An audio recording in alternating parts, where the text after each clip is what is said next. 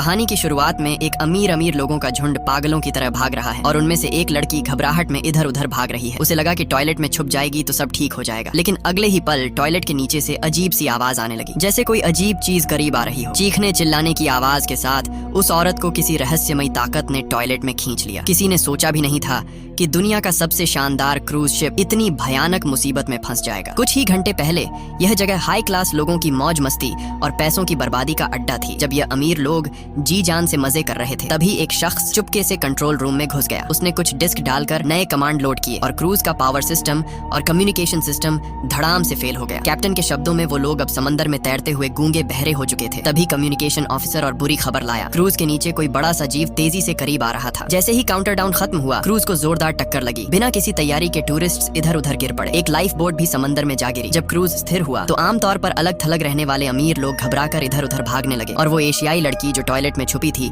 Cruise पर पहली शिकार बनी। क्रूज पर अफरा तफरी मची रही और थोड़ी दूर समंदर की सतह पर एक स्पीड बोट बारिश में तेजी से चल रही थी। कैप्टन नीगन एक अनुभवी स्मगलर था। उस दिन उसे एक बड़ा ऑर्डर मिला, कुछ सामान रेड पॉइंट जोन तक पहुंचाना था। होशियार नीगन ने सामान के बारे में नहीं पूछा क्योंकि वो काले चेहरे वाला क्लाइंट खतरनाक लग रहा था, लेकिन उसका असिस्टेंट अलेयर अपनी उत्सुकता रोक नहीं पाया। वो चुपके से वेयर हाउस में गया, एक बॉक्स खोला और देखा कि उसमें टॉर्पेडो है। ऐसे और भी कई बॉक्स थे। अलेयर को बड़ा क्यूरियस हुआ कि ये लोग आखिर करना क्या चाहते हैं, लेकिन तभी पीछे से एक शख्स आ गया। वो क्लाइंट का काला आदमी था। लगता था अलेयर को आज रात पिटाई खानी पड़ेगी। अचानक कुछ तीर उस काले बॉस के चेहरे की तरफ आए। नीगन अपने असिस्टेंट को भला कैसे पिटने देता। माहौल तनावपूर्ण हो गया। काला बॉस जाहिर तौर पर आज रात के मिशन को ज्यादा अहमियत दे रहा था। उसने अपने आदमियों को शांत रहने का इशारा किया। नीगन को शक था कि यह लोग कुछ गलत करने जा रहे हैं। वह बस जल्दी से मिशन पूरा करके निकल लेना चाहता था। शायद जल्दबाजी में उसने सामने की लाइफ बोट नहीं देखी। जोरदार टक्कर हुई। स्पीड बोट के आगे बड़ा सा छेद हो गया। अच्छा हुआ कि उन्होंने आग बुझाने में तेजी दिखाई, वरना वेयर हाउस में रखे टॉर्पेडो में आग लग जाती। तभी फीमेल असिस्टेंट को कुछ अजीब दिखा। सामने एक बड़ा सा क्रूज समंदर में रुका हुआ था। शायद वहाँ से कुछ टूल्स और पार्ट्स उधार मिल सकते थे स्पीड बोट ठीक करने के लिए। नीगन थोड़ा हिचक रहा था, लेकिन काले बॉस के आदमियों ने हथियार निकाल ली। नीगन को तुरंत समझ आ गया, इन लोगों का टारगेट वो क्रूज ही था। काले बॉस के दबाव में नीगन ने स्पीड बोट को क्रूज की तरफ तेजी से चलाया। जब दूरी सही लगी, एक आदमी ने कंप्यूटर से लेफ्ट साइड का केबिन डोर खोला। बाकियों ने पहले से तैयार बोर्डिंग गियर निकाला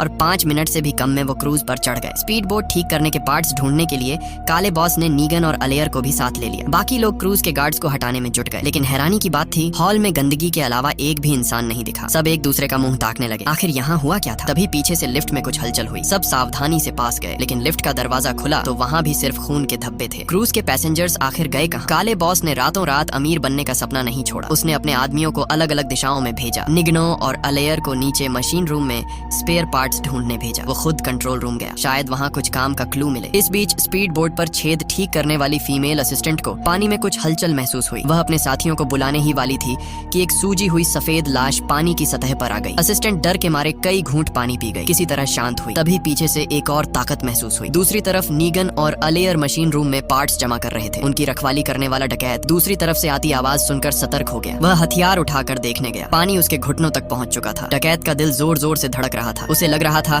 कि पानी में कोई बड़ा खतरा छुपा है। अचानक कुछ बुलबुले उठे और डकैत को उसी ताकत ने पानी में खींच लिया। एक चीख के बाद उसका हथियार नीगन के सामने आ गिरा। बाकी लोग हैरान परेशान इधर उधर देखने लगे। लंबे बालों वाला डकैत शक करने लगा कि यह नीगन की करतूत है, लेकिन नीगन को लग रहा था कि यहाँ कुछ और ही है। लंबे बालों वाले ने उसे चुप रहने को कहा। ये बात बॉस को बतानी होगी, लेकिन फोन कनेक्ट होने से पहले ही पानी के नीचे से एक जोरदार ताकत आई और डकैत को पानी में खींचकर खून का ढेर बना दिया। निगन ने अपनी आंखों से देखा।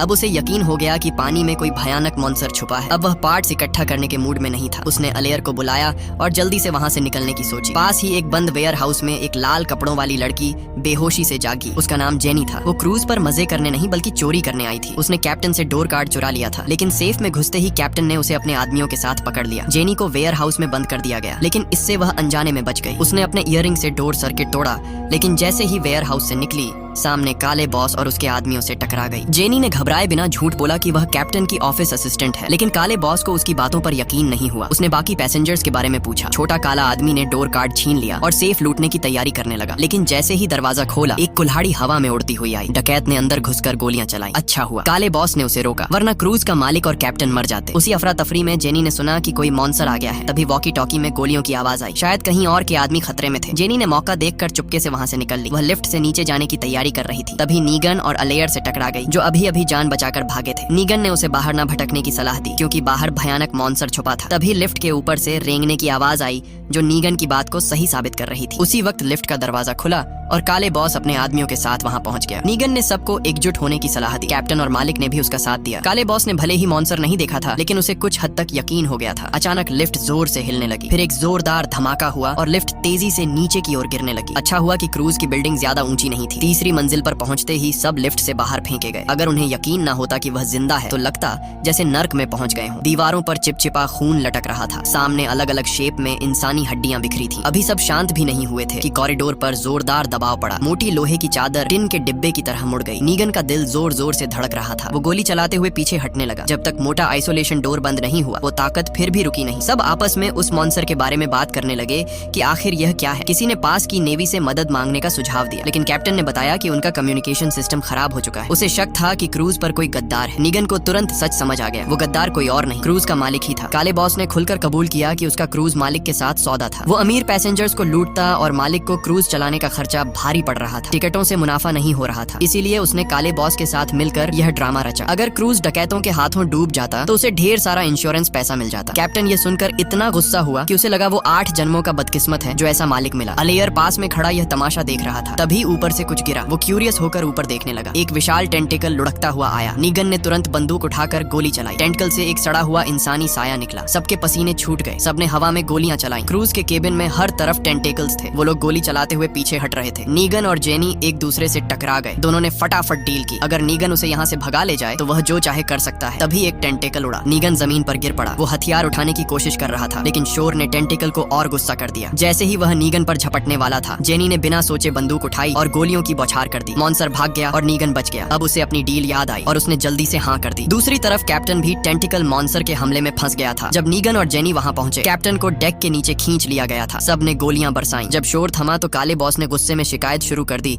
कि यह भूतिया चीज आखिर है क्या। क्रूज मालिक ने अनुभव के आधार पर अंदाजा लगाया कि यह प्राचीन काल का विशाल ऑक्टोपस है। जितना गहरा समंदर उतना बड़ा इसका साइज। सबको कैप्टन की बात याद आई कि वो जिस समंदर में है उसकी गहराई 10,000 मीटर है। सब चुपचाप रह गए। नीगन बस जल्दी से पार्ट्स लेकर अपनी स्पीड बोट पर लौटना चाहता था, लेकिन आगे का रास्ता समंदर के पानी से डूब चुका था। अब सबको तैर कर जाना था। पानी के नीचे छुपे विशाल ऑक्टोपस के बारे में सोचकर सबके रोंगटे खड़े हो गए। लेकिन नीगन जानता था कि घर जाना है तो रिस्क तो लेना पड़ेगा। अगले ही पल वो पानी में कूद पड़ा। उसके बाद कुछ हिम्मती लोग भी कूद गए। बस कुछ जान बचाने वाले हिचक रहे थे। तभी पीछे से जोरदार धमाका हुआ। विशाल ऑक्टोपस का टेंटिकल आ गया। अलेयर ने जल्दी से मोटा आइसोलेशन डोर बंद किया, लेकिन टेंटिकल ने उसे भी तोड़ दिया। बाकी लोगों ने गोलियां चलाई। मॉन्स्टर को थोड़ा पीछे हटाया और सब तेजी से पानी में कूद गए। आखिरी में खड़ा काला डकैत बदकिस्मत था। उसे टेंटिकल ने जकड़ लिया। मरने से पहले उसने ग्रेनेड खींच लिया, जिससे ऑक्टोपस को थोड़ा नुकसान हुआ। बार बार हमलों से नीगन का साथी मोबाइल ब्रो डर के मारे पागल हो गया। वो वहीं रुककर रेस्क्यू का इंतजार करना चाहता था, लेकिन नीगन को यह ठीक नहीं लगा। ऑक्टोपस बहुत चालाक होता है, वो कोई ना कोई रास्ता निकाल लेगा। उसकी बात खत्म होते ही सबके चेहरे सख्त हो गए। मोबाइल ब्रो को भी कुछ गड़बड़ लगा। उसने बिना पीछे देखे गोली चलाई। टेंटिकल दर्द से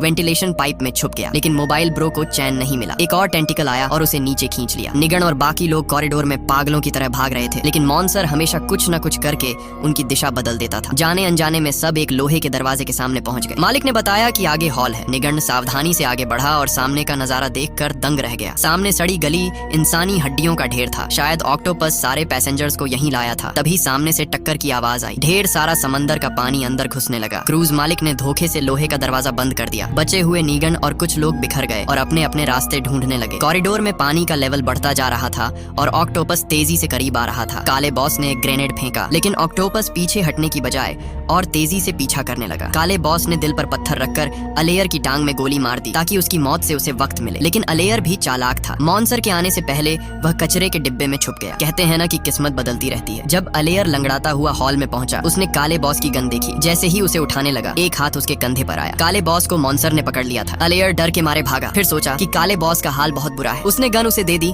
ताकि वह खुद को एक आसान मौत दे सके। लेकिन हैरानी की बात, काले बॉस ने गन अलेयर की तरफ तान दी। अच्छा हुआ कि गोली नहीं चली। काले बॉस ने फिर गन अपनी तरफ की, लेकिन गन में गोलियां खत्म थीं। अब उसे अनंत दर्द में मरना था। दूसरी तरफ नीगन और जेनी ज्यादा किस्मत वाले थे। वो दूसरी गली से डेक पर पहुंच गए। लिफ्ट की रस्सी से स्पीड बोट पर उतरे, क्योंकि पार्ट्स नहीं मिले। नीगन ने जेनी को क्रूज से मोटर बोट ढूंढकर भागने को कहा और वह खुद ऑक्टोपस को मारने का प्लान बनाने लगा। स्पीड बोट में रखे दर्जन भर टॉर्पेडो काम आ सकते थे। तभी एलियर भी वापस आ गया। दोनों ने मिलकर स्पीड बोट को ऑटोमेटिक नेविगेशन पर सेट किया, ताकि वह मुड़कर क्रूज से टकराए और ऑन ऑक्टोपस को उड़ा दे। तैयारियां पूरी होने वाली थी। नीगन ने अलियर को रुकने को कहा और खुद जेनी को देखने गया। जेनी ने भी निराश नहीं किया, उसे मोटर बोट की चाबी मिल गई थी। लेकिन तभी क्रूज मालिक कूद पड़ा और गन दिखाकर चाबी मांगने लगा। जेनी तो हैरान थी, यहाँ एक से ज्यादा मोटर बोट थी, मेरी वाली क्यों छीन रहा है। दोनों की लड़ाई चल रही थी। तभी नीगन गन लेकर आ गया। उसने गोलियां चलाई लेकिन मालिक को नहीं मारा, शायद वो उसे मारना नहीं चाहता था। तभी एंटरटेनमेंट हॉल जोर से हिला, ढेर सारे टेंटक्स डेक से निकल आए और फिर एक विशाल मांस का गोला दिखा। नीगन और जेनी हैरान रह गए, उन्होंने ऑक्टोपस का असली रूप देख लिया था। नीगन अभी शॉक से उभरा भी नहीं था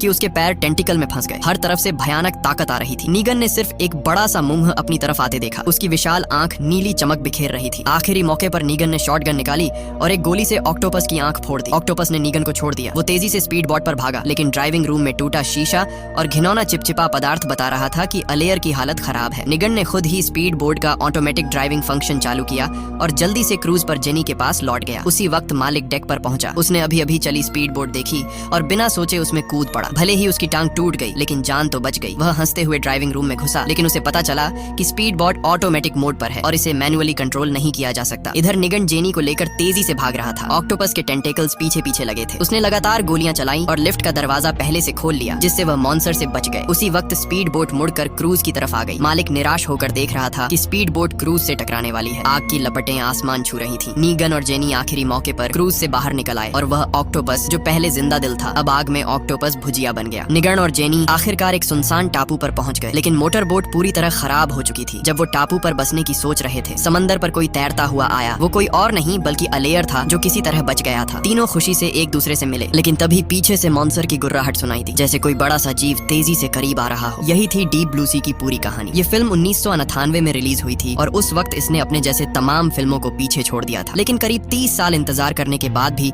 इसका सीक्वल नहीं आया। सुना है कि नीगंजन जिस टापू पर पहुंचा वो किंग कॉन्ग का स्कल आइलैंड था। पता नहीं ये बात सच है या झूठ। अगर किसी को इसकी इनसाइड स्टोरी पता है तो कमेंट में बताएं। फिर मिलते हैं अगले